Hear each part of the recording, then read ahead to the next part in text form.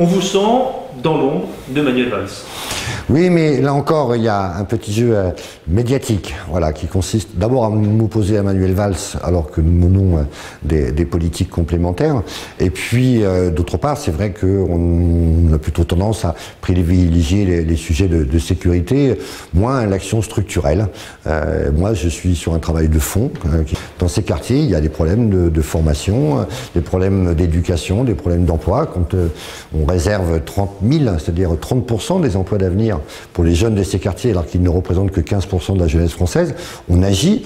C'est difficile aujourd'hui de porter un discours de politique de la ville face à la thématique dominante de la sécurité. C'est vrai que c'est pas facile lorsqu'il y a une demande d'autorité. On a souvent tendance à ne pas penser qu'à l'ordre sécuritaire. Voilà. Moi, je suis le ministre de l'ordre social. Bon, qui est absolument complémentaire de l'ordre sécuritaire. Il y avait l'ordre juste, maintenant il y a l'ordre social, c'est votre... Non, moi je reprends toujours à la phrase de Camus qui disait « il n'y a pas d'ordre sans justice ». Une de vos idées, une de vos propositions, c'est d'organiser des réunions, des rencontres régulières entre les policiers et les habitants dans certains quartiers. Est-ce que ce n'est pas un effet d'annonce suivant les violences urbaines de Trappes? C'est tout simplement essayer de remettre les choses à leur place. Voilà. La police, elle est faite pour protéger les citoyens d'ailleurs des quartiers populaires qui sont en attente de sécurité. Le problème, c'est que sous le gouvernement précédent, on a mis systématiquement les policiers en situation non pas de proximité, mais d'intervention et d'intervention musclée à l'intérieur de ces quartiers.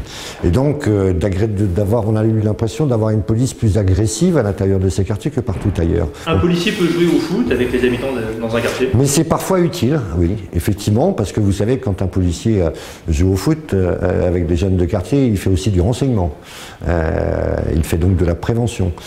Moi, j'ai assisté à des clubs organisés par des policiers. J'ai un exemple en tête, entre autres, à Saint-Étienne, où on apprend, les policiers apprennent le code de la route, apprennent aux jeunes qui se promènent en scooter à respecter les règles du code de la route.